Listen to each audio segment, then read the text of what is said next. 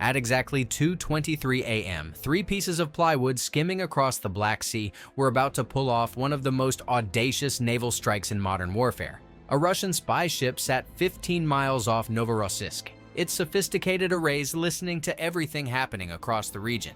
For 6 weeks, it had been logging patterns, recording launch times, tracking radio signatures. The Russians were days away from predicting every Ukrainian drone strike before it happened.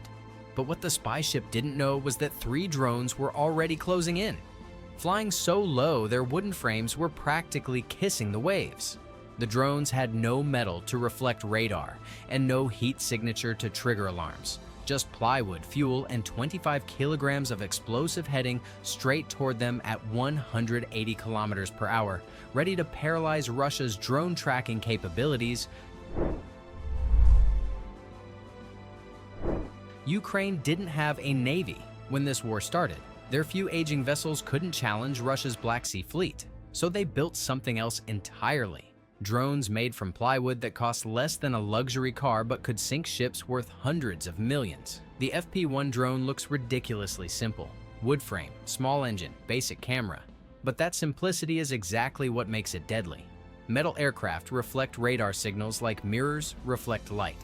Plywood scatters those signals, absorbing some and deflecting the rest in random directions. The radar cross-section ends up smaller than a seagull. Russian air defense systems designed to track aluminum aircraft simply can't get a clean lock on these wooden ghosts. The thermal invisibility adds another layer of protection. Metal heats up quickly and stays hot, creating a bright signature on infrared cameras. Wood behaves differently. Within minutes of flying over cold seawater, the plywood frames cool down to match the ocean temperature. Russian reconnaissance drones equipped with thermal cameras that can spot a hot cup of coffee from 5 kilometers away suddenly can't distinguish these drones from the waves below them. Ukrainian forces discovered this accidentally during early tests, watching their drones simply vanish from thermal tracking systems. The impact has been staggering. Satellite images from 2024 and 2025 show Russian warships abandoning major Crimean naval bases, retreating to ports further east where Ukrainian drones struggle to reach. Russia's Black Sea fleet, once dominant in the region, now operates under constant threat from weapons that cost a fraction of what they're protecting against. These unmanned vessels evolved from simple kamikaze boats into sophisticated platforms. Some carry electronic warfare equipment. Others function as reconnaissance units. A few have been modified to launch smaller drones mid-mission, turning them into mobile strike platforms. Ukraine proved that you don't need billion-dollar destroyers to control maritime space. You need innovation, adaptability, and the willingness to try unconventional solutions. The wooden drone fleet forced Russia to completely rethink naval operations in the Black Sea, pulling back vessels that had been blockading Ukrainian ports and threatening coastal cities. But getting 3 drones to a heavily defended target requires more than just stealth technology. The Russians had helicopters, patrol boats, and overlapping radar coverage. Ukraine needed a plan that would strip away those defenses without firing a single shot. 20 decoy drones launched towards Sevastopol at 80 kilometers per hour. Each one a modified jet ski or cheap commercial boat fitted with basic guidance systems. Total cost per unit was under $10,000. These throwaway assets had one job: look exactly like the real Magura V5 attack drones that Russia feared most. They maintained tight formation, transmitted the correct radio frequencies that Russian intelligence monitored, and moved at standard attack speed.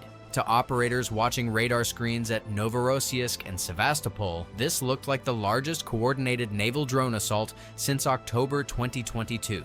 Creating convincing decoys requires understanding how your enemy sees the battlefield.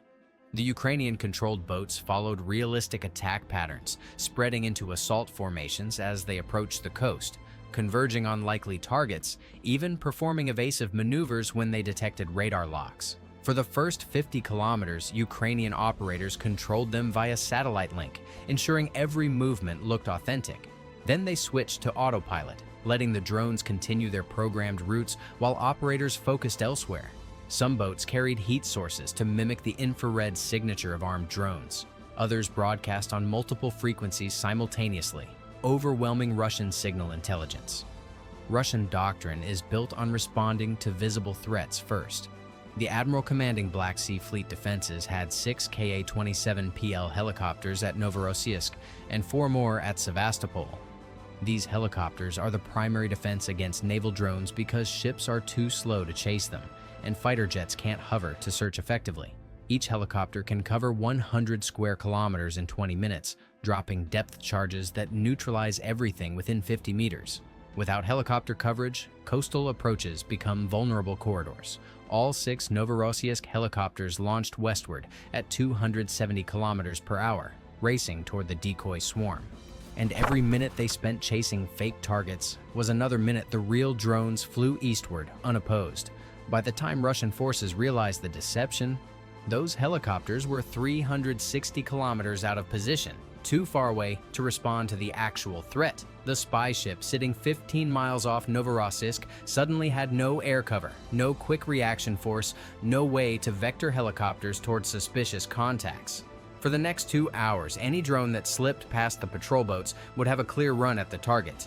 With the helicopters chasing ghosts and defenses stripped away, the 3 real drones still had to cross 240 kilometers of monitored water, and the Russians had one more trick waiting. At 6:00 a.m., the lead drone's GPS position started sliding eastward even though the drone wasn't turning.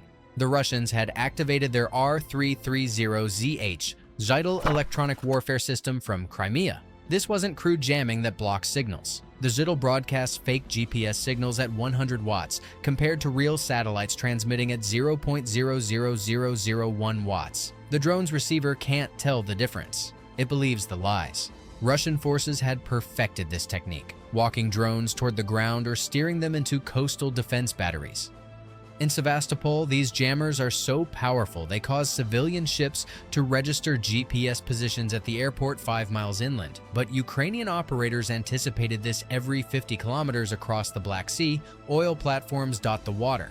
The FP-1's basic cameras can spot these structures from 5 kilometers away. Operators program the drones to reset their position based on preloaded coordinates whenever they spotted a platform. No amount of GPS spoofing can fool visual navigation. So, the lead drone stayed on course, despite the electronic warfare screaming false coordinates at it. The second drone wasn't as lucky. At 6:15 a.m., its GPS receiver died completely. Not from Russian jamming, but from a cheap Chinese capacitor that couldn't handle the temperature cycling between warm air and cold sea spray. Without GPS, it switched to inertial navigation, using gyroscopes and accelerometers to dead reckon its position. But inertial navigation over water accumulates roughly 10 meters of error per minute. After 80 minutes of flight, the drone was 8 kilometers off course, heading for empty ocean instead of the target area.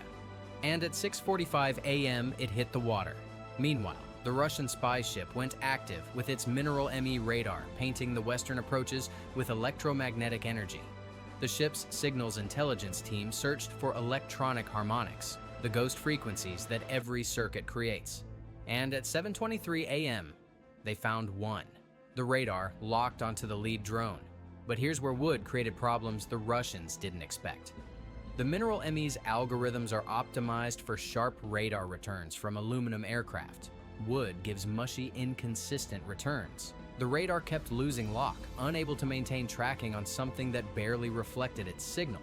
The operator reported intermittent contact, possibly seabirds.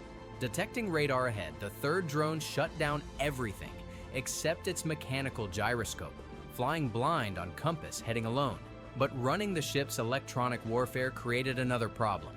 The R984 jammers, designed to protect against naval drones, operated at 20 to 1000 megahertz.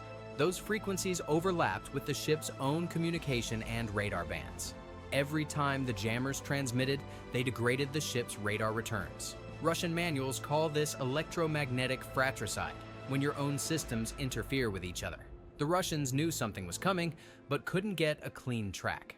Everything now depended on 15 minutes of perfect execution and a massive slice of luck. At 7:30 a.m., the lead FP-1 reached the target area. The Russian spy ship sat exactly where intelligence predicted, still vectoring patrol boats toward intermittent radar contacts. Two Project 031-60 patrol boats maintained a protective screen, circling at 5-kilometer radius. Each boat carried a PKM machine gun with 200-round belts, crews trained to engage low-flying targets at 500 meters. The Russians had drilled this hundreds of times, but they trained for aluminum drones with infrared signatures. Nobody briefed them about plywood ghosts flying 3 meters above the waves. Morning fog had cut visibility to 500 meters. The patrol boat spotted the lead drone visually at exactly that range. Muzzle flash lit up the fog. 3 rounds punched clean holes through the wooden frame. 1 clipped the propeller. The engine began vibrating violently but kept running. The drone cleared the boat's effective range with 90 seconds of fuel remaining. At 7:33 a.m., the spy ship's distinctive mast appeared through the fog 800 meters away. The damaged propeller had cracked the engine mount. The patrol boat radioed a warning. Drone inbound, bearing 245 degrees, damaged but still flying. Bridge crew grabbed binoculars, scanning south where the patrol boat indicated. They should have looked northwest. The third FP-1 had been flying on mechanical gyroscope alone after shutting down its electronics to avoid detection. It emerged from the morning haze at 7:34 a.m., approaching from the port bow at 180 kilometers per hour, now 10 meters above the water. The lead drone's engine seized at 7:34 a.m., beginning its final glide toward the ocean. It had done its job perfectly. Every Russian eye tracked that damaged drone's descent, while the real threat approached unseen from a different angle. The spy ship's navigation radar couldn't scan below -5 degrees. Designers never imagined something would attack from below that angle. The patrol boats were out of position chasing the decoy. The bridge crew scanned the wrong sector, following the damaged drone. A Russian lookout finally spotted the third drone at 300 meters too late. The drone's camera centered on the bridge roof where the mast housed 3 specialized antennas. The 25-kilogram warhead smashed into the mast base, traveling at 180 kilometers per hour. The explosion gutted the bridge instantly. The R381T arrays that could detect radio transmissions in Romania melted into slag. Computers holding 6 weeks of meticulously recorded patterns were destroyed. The mineral ME radar became twisted metal. Secondary explosions cascaded through the power supplies as fire spread. When the fires finally died 18 hours later, the ship's electronic warfare suite was permanently destroyed. The vessel sailed away after repairs, but its electronic eyes and ears were gone.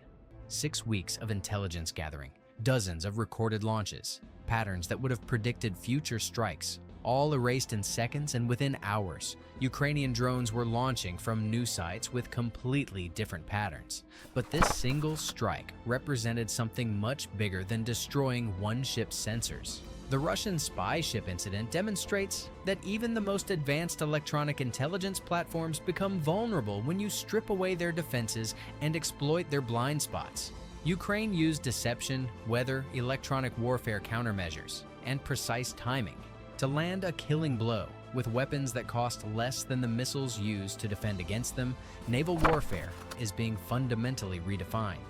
The era of uncontested naval dominance by large surface vessels is ending. Small, cheap, expendable drones are forcing navies to rethink everything from ship design to fleet composition to operational doctrine. So, what do you think about Ukraine's unconventional approach to naval warfare? Could these tactics really change the outcome of the war? Drop your thoughts in the comments below, and if you found this breakdown fascinating, give this video a thumbs up and subscribe for more deep dives like this. Until next time, stay curious